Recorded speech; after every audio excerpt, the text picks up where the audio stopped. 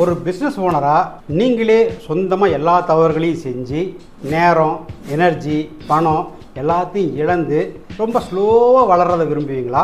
அல்லது ஏற்கனவே இந்த மாதிரி நிறைய மிஸ்டேக்ஸ் செஞ்சு அடிபட்டு, மிதிப்பட்டு, உதப்பட்டு, தோல்வி அடைஞ்சு, அவமானப்பட்டு அதிலிருந்து மீண்டு என்ன பண்ணணும் அப்படின்ற சொல்யூஷனை கற்றுக்கிட்டு அதை இம்ப்ளிமெண்ட் பண்ணி ஜெயிச்சு வந்த அனுபவசாலியான சக்ஸஸ்ஃபுல் என்டர்பிரனர்ஸ் கிட்ட இருந்து கற்றுக்க விரும்புவீங்களா? அஃப்கோர்ஸ் அனுபவசாலி கிட்ட இருந்து நம்ம கற்றுக்கிட்டா தான் நாம் அந்த தவறுகளை செய்யாமல் கொஞ்சம் ஈஸியாக ஜெயிக்கலாம். அப்போ அந்த அனுபவங்கள் நமக்கு எப்படி நம்ம ஈஸியாக தெரிஞ்சுக்கிறது, யார்கிட்ட போய் கேட்கறது? இங்கே தான் நீயா நானா கோபிநாத் சாரோட இன்டர்வியூஸ் நமக்கு ரொம்ப ரொம்ப யூஸ்ஃபுல்லாக இருக்கும். அவர் வெவ்வேறு டைப்ஸ் ஆஃப் என்டர்பிரனர்ஸ் கிட்ட, வெவ்வேறு ஃபீல்டில் இருக்கிற என்டர்பிரனர்ஸ் கிட்ட பிஸ்னஸ் இன்டர்வியூஸ் பண்ணியிருக்காரு.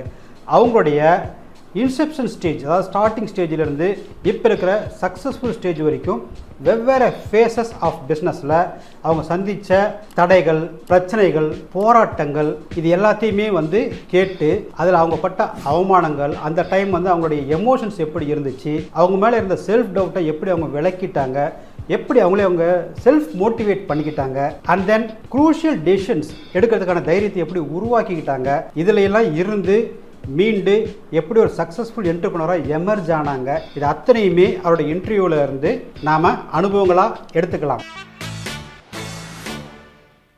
இந்த வீடியோவில் நாம் அந்த மாதிரி நிறைய இன்டர்வியூஸ்லேருந்து எடுத்த அனுபவங்களை தொகுத்து 10 சக்ஸஸ் சீக்ரெட்ஸை கொடுக்க போகிறோம். ஸோ இந்த சக்ஸஸ் சீக்ரெட்ஸை நான் உங்களுக்கு முன்னாடி பகிர்ந்துக்கிறதுக்கு முன்னாடி கோபிநாத் சாருக்கு இதுக்கு உண்டான கிரெடிட்டை கண்டிப்பாக கொடுத்தே ஆகணும். ஏன்னா அவர் என்ன பண்ணுறாருன்னா, ஒரு என்டர்பிரனரை இன்டர்வியூ பண்ணுறதுக்கு முன்னாடி அவருடைய லைஃப்பை பற்றி ஃபுல்லாக ஆர்என்டி பண்ணி தெரிஞ்சுக்கிறாரு. அவருடைய பிஸ்னஸை பற்றின சின்ன சின்ன நுணுக்கங்களை கூட எங்கிருந்தோ கேதர் பண்ணி கலெக்ட் பண்ணி தெரிஞ்சுக்கிட்டு தான் இன்டர்வியூக்கே போகிறாரு. அநேகமாக என்னுடைய கெஸ் என்ன அப்படின்னா, இன்டர்வியூ போகிறதுக்கு முன்னாடி அவர் நிறைய கொஷின்ஸை ப்ரிப்பேர் பண்ணி வச்சுக்கிறாரு. ஈவன் தோ அவர் ஒவ்வொரு கொஷினாக கேட்டாலுமே கூட ஆஸ் பர் த ப்ரிப்பரேஷன் அந்த என்டர்பிரனர் என்ன பதில் சொல்கிறாரோ அது தகுந்தபடி அவருடைய கொஷினை ஃப்ளெக்சிபிளாக மாற்றிக்கிறாரு. எதுக்காக அப்படின்னா, அவருடைய அனுபவங்களை ப்ராப்பராக வெளியே கொண்டு வந்தால் தான் வியூவர்ஸுக்கு யூஸ்ஃபுல்லாக இருக்கும் அப்படின்றதுக்காக. So hats off to you Gopinath sir. So இப்போ அந்த இன்டர்வியூஸில் இருந்து எடுக்கப்பட்ட அனுபவங்களை தொகுத்து 10 சக்ஸஸ் சீக்ரெட்ஸாக உங்கள் முன்னாடி இந்த வீடியோவில் நான் வழங்க போகிறேன். ஃபஸ்ட்டு எஜுகேஷன், கல்வி. ஒரு பிஸ்னஸ் ரன் பண்ணணும் அப்படின்னா அதுக்கு எஜுகேஷன் தேவையா? சில என்டர்பிரினர்ஸ் பார்த்தீங்க அப்படின்னா அவங்க கிராஜுவேஷன்லாம் முடிச்சிருக்கிறாங்க. ஆனால் மற்ற என்டர்பிரினர்ஸ்லாம் பார்த்தீங்க அப்படின்னா, உதாரணத்துக்கு நம்ம A2B owner Srinivasa Raja sir, நம்ம milky mist owner Satishkumar sir, நம்ம Lalitha jewellery owner Kirankumar sir, இவங்கெல்லாம் பார்த்தோம்னா பள்ளி படிப்பே நடுவில் விட்டவங்க தான். என்ன காரணம்னு பார்த்தோம்னா 2 ரீசன் தான். ஒன்று சில பேருக்கு படிப்பு அதுக்கு மேலே ஏறலை, பிடிக்கல. சில பேருக்கு பார்த்தோம்னா குடும்ப சூழ்நிலையால் அவங்க விட வேண்டியதாக போச்சு. ஆக ஒரு பிஸ்னஸ் சக்ஸஸ்ஃபுல்லாக நடத்தணும் அப்படின்னா அதுக்கு எஜுகேஷன் மஸ்டா அப்படின்னு பார்த்தா அப்பெல்லாம் ஒன்றும் கிடையாது, ஆர்வம் தான் வேணும். ஆனால் அவங்க பிஸ்னஸை எப்படி இந்த லெவல் சக்ஸஸ்ஃபுல்லாக கொண்டு போனாங்க, எப்படி எக்ஸ்பெண்ட் பண்ணாங்கன்னு பார்த்தோம்னா, அவங்களுக்கு பள்ளி படிப்பு தான் இல்லையே தவிர அந்த பிஸ்னஸ் எக்ஸ்பெண்ட் பண்ணுறதுக்கு என்னென்னலாம் ஸ்கில்ஸ் வேணும், என்னென்னலாம் நாலேஜ் வேணும் அப்படின்றத தெரிஞ்சுக்கிட்டு அதை அவங்க கற்றுக்கிட்டு அவங்க திறமையை வளர்த்துக்கிட்டாங்க. ஸோ இன்னமும் அவங்க திறமையை வளர்த்துக்கிட்டு தான் இருக்கிறாங்க. அதனால தான் அவங்க சக்ஸஸ்ஃபுல்லாக மேலும் மேலும் வளர முடியுது. ஓகே நண்பர்களே, நீங்களும் ஒரு லைஃப் லாங் லேர்னராக இருந்து உங்கள் பிஸ்னஸ் எக்ஸ்பெண்ட் பண்ண தயாரா இருக்கீங்களா? ரெண்டாவது, ஒரு ஜாபை விட்டுட்டு ஏன் பிஸ்னஸை சூஸ் பண்ணாங்க? சில என்டர்பிரனர்ஸுடைய பேரண்ட்ஸ் பார்த்தீங்க அப்படின்னா அவங்க பரம்பரையாக பிஸ்னஸ் பண்ணிக்கிட்டே வந்திருக்கிறாங்க. அவங்களுடைய அப்பா காலத்தில் அந்த பிஸ்னஸை மேற்கொண்டு நடத்த முடியாத சுச்சுவேஷனுக்கு, க்ளோஸ் பண்ணக்கூடிய சுச்சுவேஷனுக்கு வந்திருக்கிறப்ப தான் இந்த என்டர்பிரனர்ஸ் அந்த பிஸ்னஸில் ஜம்ப் ஆகிருக்கிறாங்க. இது ஒரு வகை. இன்னொரு வகை பார்த்தோம்னா அவங்க பிஸ்னஸ் பேக்ரவுண்டே கிடையாது. ஆனால் அவங்க சின்ன வயசில் அக்கம் பக்கம் இருக்கிறவங்க, அவங்க ரிலேஷன்ஸ், அவங்க ஃப்ரெண்ட்ஸ், இந்த மாதிரி தெரிஞ்சவங்க பிஸ்னஸில் ரொம்ப சக்ஸஸ்ஃபுல்லாக இருந்திருக்கிறாங்க. அதை பார்த்து சின்ன வயசுலேயே இன்ஸ்பயர் ஆகி அந்த விதையை மனசில் ஊன்றி வச்சுட்டாங்க. ஸோ அவங்க பிற்காலத்தில் வேலைக்கே போனாலுமே கூட அதில் மனசு சரியா ஒட்டாம நம்ம பிஸ்னஸில் தான் சாதிக்கணும் அப்படின்னு சொல்லிட்டு வந்த 2வது வெரைட்டியும் இருக்கிறாங்க. ஸோ இப்போ இதில் நம்ம தெரிஞ்சுக்க வேண்டியது என்ன அப்படின்னா, நம்ம பிஸ்னஸ் பண்ணோம்னா நம்ம பிஸ்னஸ் பேக்ரவுண்ட்ல இருந்து வந்தால் மட்டும்தான் பிஸ்னஸில் சக்ஸஸ் ஆகும் அப்படின்றதுலாம் கிடையாது. ஃபர்ஸ்ட் ஜெனரேஷன் பிஸ்னஸ் மேனாக ஆரம்பித்தாலும் கூட நம்ம கண்டிப்பாக சக்ஸஸ் ஆகலாம். ஆர்வம் மட்டும்தான் முக்கியம். மூணாவது ஆரம்ப காலகட்ட போராட்டங்கள். நிறைய என்டர்பிரினர்ஸ்க்கு வந்து பார்த்தீங்க அப்படின்னா ஆரம்ப காலகட்டத்தில் அவங்களுக்கு எதுவுமே கிடைக்கலைங்க. ஒரு பொருள் தயார் பண்ணோம்னா அதுக்கான knowledge, skill, labourers, raw materials, பணம் எதுவுமே இல்லாமல் தான் வந்து அவங்க ஆரம்பிச்சாங்க. அவங்க மேலே நிறைய பேருக்கு நம்பிக்கையே கிடையாது. பொருளை சப்ளை பண்ணுற சப்ளையர்ஸ், இன்வெஸ்டர்ஸ் நிறைய டைம் வந்து பார்த்தோம்னா சொந்த ஃபேமிலி மெம்பர்ஸ் யாருக்குமே அவங்க மேலே நம்பிக்கை இல்லை. அவங்க நிறைய தடவை முயற்சி பண்ணி ஒவ்வொரு தடையும் வந்து ஃபெயிலியர் ஆகிறப்பையும் ஏகப்பட்ட அவமானங்களை இந்த சமூகத்தில் சந்திச்சாங்க. சொந்த ஃப்ரெண்ட்ஸுங்க, ரிலேட்டிவ்ஸு, ஃபேமிலி மெம்பர்ஸ் எல்லார் மூலமாகவும் அவங்க அவமானத்தை சந்திச்சிருக்கிறாங்க. ஆனாலும் விடாமுயற்சியோட கடின உழைப்பை போட்டு திருப்பி திருப்பி திருப்பி அவங்க ட்ரை பண்ணியிருக்கிறாங்க. ரிசல்ட்டை பற்றி எப்பயுமே ஒரி பண்ணது கிடையாது. ஏன்னா ரிசல்ட் அவங்க கையில் கிடையாதுன்றது அவங்களுக்கு தெரியும். ஆனால் நாம திருப்பி திருப்பி முயற்சி பண்ணுறப்போ ஒவ்வொரு தடவையும் முதல்ல பண்ண மிஸ்டேக்ல இருந்து கற்றுக்கிட்டு பெட்டராக தான் பண்ணுறன்றது அவங்களுக்கு நல்லாவே தெரியும். அதனால சக்ஸஸ் ஆகுன்றதும் அவங்களுக்கு நல்லாவே தெரியும். ஆனால் இந்த சமயத்தில் தான், இந்த ஃபேஸில் தான் வந்து பார்த்தோம் அப்படின்னா நிறைய யங் பிஸ்னஸ் என்டர்பிரினர்ஸ் தோத்து போயிடுறாங்க. ஸோ திருப்பி திருப்பி தோல்வியை அவங்க தொடர்ந்து பார்க்குறப்போ ஒரு காலகட்டத்தில் மனசு பலவீனமாயிடுது. ஸோ அவங்க மேலேயே ஒரு செல்ஃப் டவுட் வருது. அவங்க பிஸ்னஸ் விட்டே வந்து போயிடுறாங்க. ஸோ பிஸ்னஸை பொறுத்த வரைக்கும் கீழே விழுறவங்க எல்லாமே வந்து தோத்தவங்கன்னு அர்த்தம் கிடையாது. கீழே விழுந்தாலும் யார் எந்திரிக்காமல் இருக்காங்களோ அவங்க தான் தோத்தவங்க. நாலாவது, இன்றைய காலகட்டத்தில் நிறைய பேர் பிஸ்னஸில் இன்ஸ்டன்ட் சக்ஸஸ் எதிர்பார்க்குறாங்க. இது சாத்தியமா? பிஸ்னஸில் பேசிக் நாலேஜ் இல்லாமல் குதிச்சோம் அப்படின்னா கண்டிப்பாக அது ஃபெயிலியர் தான் கொண்டு போய் விடும். உதாரணத்துக்கு ஒரு சைக்கிள் ஓட்டுறதை எடுத்துக்கலாமே. சைக்கிள் ஓட்டுறப்போ கீழே விழாமல் அடிபடாமல் சைக்கிள் கற்றுக்கிட்டவங்க ரொம்ப ரொம்ப ரேர். மெஜாரிட்டி இந்த கீழே விழுந்து அதில் அனுபவம் தெரிஞ்சுக்கிட்டு பேலன்ஸ் பண்ணுறதெல்லாம் கற்றுக்கிட்டு ஓட்டுறவங்க தான் மெஜாரிட்டியான ஆளுங்க. ஒரு சைக்கிள் ஓட்டுறதுக்கே நம்ம வந்து அடிபடணும், காயம் பண்ணணும், அனுபவப்படணும் அப்படின்னா பிஸ்னஸுக்கு அது பொருந்தாதா? ஸோ ஒரு பிஸ்னஸ் நம்ம ஆரம்பிக்கணும்னா ஃபர்ஸ்ட் இந்த பிஸ்னஸ் பற்றி தெளிவாக தெரிஞ்சுக்கணும். ஸோ ரா மெட்டீரியல்ஸ் எங்கே கிடைக்கும், என்னென்னலாம் பிஸ்னஸ் ஆப்ரேஷன்ஸ் இருக்குது, என்னென்னலாம் லீகாலிட்டிஸ் இருக்குது, எவ்வளோ பணம் தேவைப்படும், எவ்வளோ மேன் பவர் தேவைப்படும், என்னென்னலாம் ப்ராப்ளம்ஸ் வரலாம், என்னென்னலாம் ரிஸ்க் இருக்குது, இத்தனையும் தெரிஞ்சிக்காம சொந்த பணத்தை வச்சுக்கிட்டோ அல்லது பேரண்ட்ஸ் கொடுக்குற பணத்தை வச்சுக்கிட்டோ அல்லது ரிலேட்டிவ்ஸ் கிட்ட, ஃப்ரெண்ட்ஸு கிட்ட பணத்தை சேர்த்து வச்சுட்டு அனுபவமே இல்லாமல் ஆரம்பிச்சோம்னா அது எப்படிங்க சக்ஸஸ் கிடைக்கும்? அஞ்சாவது, பிஸ்னஸ் ஸ்டார்ட் பண்ண பணம் தேவையா? கண்டிப்பாக பணம் தேவைங்க. ஆனால் அதோடைய அளவு வந்து மாறும். ஸோ இப்போ டெக் பேஸ்டு பிஸ்னஸில் எடுத்துட்டோம்னா அந்தளவு இன்வெஸ்ட்மெண்ட் தேவையில்லை. சிஸ்டத்துக்கு மட்டும் அண்ட் ஃப்ரெண்ட்ஸுங்க வந்து ஒர்க் பண்ணாங்க அப்படின்னா இனிஷியலாக சேலரி கூட எடுத்துக்காமல் ரொம்ப மினிமம் பட்ஜெட்லேயே வந்து பண்ணலாம். இதே வந்து ஒரு ஃபிசிக்கல் ப்ராடக்ட்டோ அல்லது ஒரு ப்ரொடக்ஷன் யூனிட்டோ வைக்கணும் அப்படின்னா கண்டிப்பாக நிறைய பணம் தேவைப்படும். ஆனால் எப்படி ஆரம்பித்தாலும் அதை உங்கள் பேரண்ட்ஸ் கிட்டேயோ மற்றவங்கிட்டேயோ வாங்காமல் உங்கள் சொந்த பணத்தை வச்சு ஆரம்பிக்கணும். ஸோ இப்போ பணம் இல்லையா, அப்போ என்ன பண்ணுறீங்க? நீங்கள் வேலைக்கு போங்க, பிஸ்னஸை கற்றுங்க, சம்பளத்தில் வந்து நீங்கள் கொஞ்சம் சேவிங்ஸ் பண்ணுங்க, அந்த பணத்தை மூலதனமாக வச்சுக்கிட்டு நீங்கள் பிஸ்னஸ் ஆரம்பிக்கணும். அப்படி ஆரம்பிக்கிறப்ப என்ன அட்வான்டேஜ் அப்படின்னு பார்த்தீங்க அப்படின்னா பிஸ்னஸில் எதுக்கு வந்து நீங்கள் முக்கியத்துவம் கொடுத்து செலவு பண்ணணும் அப்படின்றது உங்களுக்கு நல்லா தெளிவாக தெரியும். அது சக்ஸஸ்ஃபுல்லான பிஸ்னஸுக்கான அடித்தளம். இன்னொரு முக்கியமான ஃபேக்டர் என்ன அப்படின்னா ஒரு 5-6 மாதத்துக்கு ரன்னிங் காஸ்ட் வேண்டிய பணத்தை நம்ம ரெடி பண்ணி வச்சுக்கிட்டு தான் பிஸ்னஸே ஆரம்பிக்கணும். ஏன்னா இனிஷியலாக வந்து ப்ரொடக்ஷன், மார்க்கெட்டிங் இதுக்கான பணம் தேவைப்படும். ஆனாலும் உடனடியாக சேல்ஸ் ஆகுமான்றதுக்கு எந்த விதமான கேரண்டியும் கிடையாது. ஸோ சேல்ஸ் ஆனாலும் ஆகாட்டி அப்படின்னாலும் ஒரு 5-6 மாதத்துக்கு வேண்டிய பணத்தை நம்ம ரெடி பண்ணி வச்சுக்க வேண்டியது ரொம்ப ரொம்ப அவசியம். ஆறாவது, பிஸ்னஸை எப்படி அடுத்த கட்டத்துக்கு வளர்க்கலாம். எப்பயுமே நம்மக்கிட்ட என்ன மிஸ் ஆகுதோ அதை எப்படி நம்ம கொண்டு வரது அப்படின்றத பற்றி யோசிக்கணும்.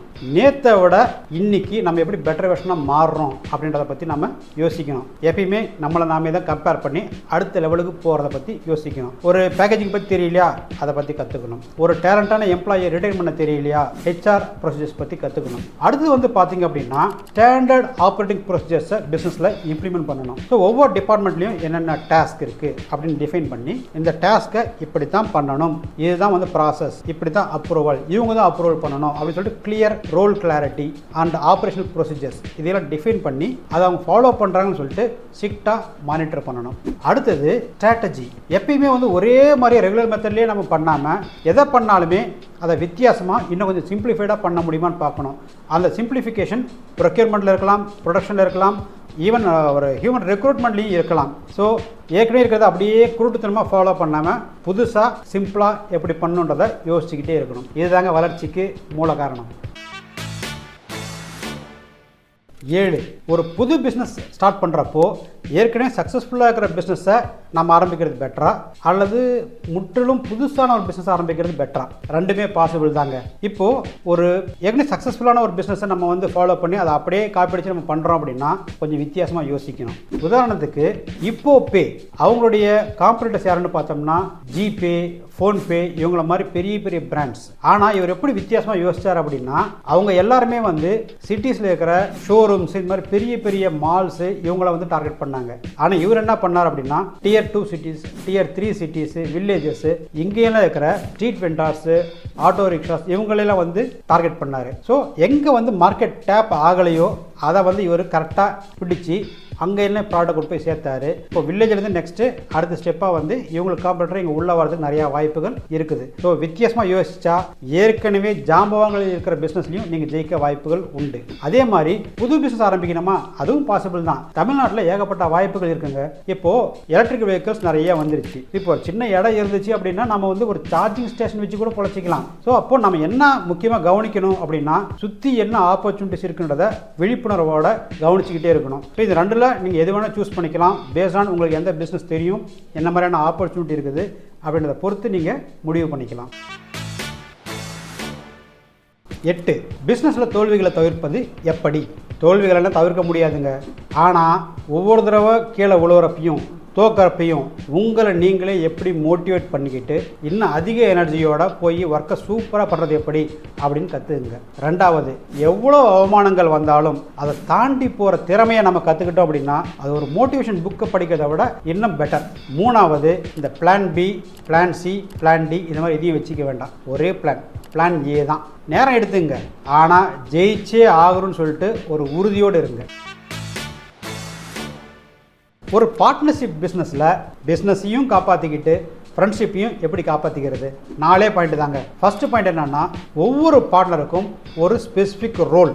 அந்த ரோலில் இதெல்லாம் டாஸ்க்கு, இதுதான் அவுட்புட் அப்படின்றத கிளியர் கட்டாக டிஃபைன் பண்ணிடணும். 2வது, நான் இவ்வளோ வேலை செஞ்சேன், நீ இவ்வளோ வேலை செஞ்ச அப்படின்னு சொல்லிட்டு கம்பேர் பண்ணாதீங்க. எப்படி பண்ணீங்க அப்படின்ற மைக்ரோ மேனேஜ்மெண்ட் வேண்டவே வேண்டாம். 3வது, டெய்லி டிஸ்கஸ் பண்ணுங்க. இன்னைக்கு என்னென்னலாம் நடந்துச்சு, என்னென்னலாம் சக்ஸஸ்ஃபுல்லாக நடந்துச்சு, என்னெல்லாம் வந்து ப்ராப்ளமாக இருக்குது அப்படின்றப்போ நம்ம கருத்துக்களை சொல்லலாம்.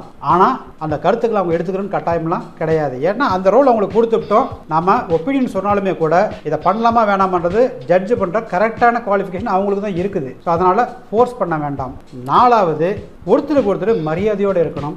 ஈகோ கிளாஸ் தேவையே இல்லை. இது 4 நம்ம கரெக்டாக பண்ணால் ஃப்ரெண்ட்ஸுங்களுக்குள்ள நடக்கிற பார்ட்னர்ஷிப் பிஸ்னஸ் பக்காவாக நடக்கும். 10, டெய்லி ரொட்டீன். ஸோ உங்கள் டெய்லி ரொட்டீன் என்ன? பிஸ்னஸ் ஃப்ரண்ட்டில் ஆரம்ப கால கட்டத்தில் ஏகப்பட்ட அன்சர்டனிட்டிஸ். எல்லா இடத்துக்கும் நானே ஓட வேண்டியிருந்துச்சு. ரா மெட்டீரியல் வரலையா, எடுத்துகிட்டு வரதுக்கு ஓடு, லேபர்ஸ் வரலையா, கூட்டிகிட்டு வரதுக்கு ஓடு, இதுமாதிரி ஓடிக்கிட்டே இருந்தேன். ஆனால் இப்போ வந்து பார்த்தோம் அப்படின்னா ப்ராப்பராக ஸ்டாண்டர்ட் ஆப்ரேட்டிங் ப்ரொசீஜர்ஸ் செட் பண்ணியாச்சு. ரோல் கிளாரிட்டி கிளியராக கொடுத்தாச்சு. ஒவ்வொரு ரோலுக்கும் ஒரு அக்கௌண்டபிலிட்டியும் அத்தாரிட்டியும் கொடுத்தாச்சு. ஸோ இப்போ என்னுடைய டெய்லி ரொட்டீன் என்ன அப்படின்னு பார்த்தீங்க அப்படின்னா பிஸ்னஸை அடுத்த கட்டத்துக்கு எப்படி நம்ம வளர்க்கலாம் அப்படின்னு யோசிக்கிறது மட்டும்தான் பிஸ்னஸ் ஃப்ரண்ட்டில் என்னுடைய வேலை. இதே பர்சனல் ஃப்ரண்ட்டில் வந்து பார்த்தீங்க அப்படின்னா இந்த மாதிரி முக்கியமான சமாச்சாரத்தை யோசிக்கிறதுக்கு நிறைய எனர்ஜி வேணும். ஸோ நிறைய டைமாக என்னுடைய ஃபிட்னஸுக்காக நான் வந்து செலவு பண்ணுறேன். ஸோ நம்ம பிஸ்னஸ் க்ரோ ஆகணும் அப்படின்னா ரெண்டுமே முக்கியம். நம்முடைய பர்சனல் ஃபிட்னஸ் அண்ட் தென் நம்ம க்ரோ ஆகிறதுக்கான தாட்ஸ். இது வரைக்கும் நம்ம 10 சக்ஸஸ் சீக்ரெட்ஸை பார்த்தோம். ஸோ ஒரு பிஸ்னஸ் மேனுடைய வெற்றி திடீர்னு வந்த மாதிரி நமக்கு தோணும். ஆனால் அந்த வெற்றிக்கு பின்னாடி பல வருட கடின உழைப்பு, விடாமுயற்சி, மற்றவங்க கண்ணுக்கு தெரியாத ஒன்றுமே இருக்கிற அசைக்க முடியாத நம்பிக்கை, இதெல்லாம் தான் அவங்கள ஜெயிக்க வச்சுது. ஸோ இதை வந்து ஒரு சைனீஸ் மூங்கில் மரம் அந்த கதையை வச்சு விளக்குவாங்க. ஸோ ஒரு விவசாயி வந்து இந்த சைனீஸ் மூங்கில் மரத்துக்கான விதையை வந்து ஒரு நிலத்தில் நட்டார். அதுக்கு வந்து தண்ணி பாய்ச்சி அதுக்கு வந்து உரம்லாம் போட்டு டெய்லி வந்து வளர்த்துக்கிட்டு இருந்தார். ஆனால் 5 வருஷம் ஆகி கூட அது ஒன்றும் வளரலை. 5 வருஷத்துக்கு அப்புறம் பார்த்தோம்னா திடீர்னு ஒரு குச்சி மட்டும் வந்துச்சு. ஆனால் அடுத்து ஒரு 6 வாரத்தில் பார்த்தோம்னா 90 அடி உயரமான மூங்கில் மரமாக மாறிடுச்சு. அந்த விவசாயிக்கு சந்தோஷமே தாங்கலை. ஆனால் அதே டைம் அவர் ஒன்று என்ன ரியலைஸ் பண்ணார் அப்படின்னா இந்த 90 அடி உயரத்தை தாங்கக்கூடிய அளவுக்கு அந்த ரூட் நல்ல ஸ்ட்ராங்கான ஒரு சிஸ்டம் கிரியேட் பண்ணணும் அப்படின்றது தான் இந்த 5 வருஷம் அது பண்ணிக்கிட்டு இருந்துச்சு. ஸோ அப்போது ஒவ்வொரு பிஸ்னஸ் மேனுடைய வெற்றிக்கு பின்னாடியும் நமக்கு கண்ணுக்கு தெரியாத கடின உழைப்பு, விடாமுயற்சி, இருக்குது. இது வரைக்கும் நாம் 10 சக்ஸஸ் சீக்ரெட்ஸை கற்றுக்கிட்டோம். ஆனால் கற்றுக்கிட்டால் மட்டுமே நம்ம வந்து வெற்றி பெறுவோமான்னு பார்த்தோம்னா அப்போல்லாம் ஒன்றும் கிடையாது. எப்போ கற்றுக்கிட்டதை இம்ப்ளிமெண்ட் பண்ணுறோமோ அப்போ தான் நமக்கு சக்ஸஸ் கிடைக்கும். ஸோ இந்த 10 சக்ஸஸ் சீக்ரெட்ஸையும் உங்கள் பிஸ்னஸில் இம்ப்ளிமெண்ட் பண்ணுங்கள். உங்கள் வளர்ச்சியை கமெண்ட் பாக்ஸில் என் கூட பதிவு பண்ணி ஷேர் பண்ணிங்க. நன்றி. மீண்டும் இன்னொரு வீடியோவில் சந்திப்போம்.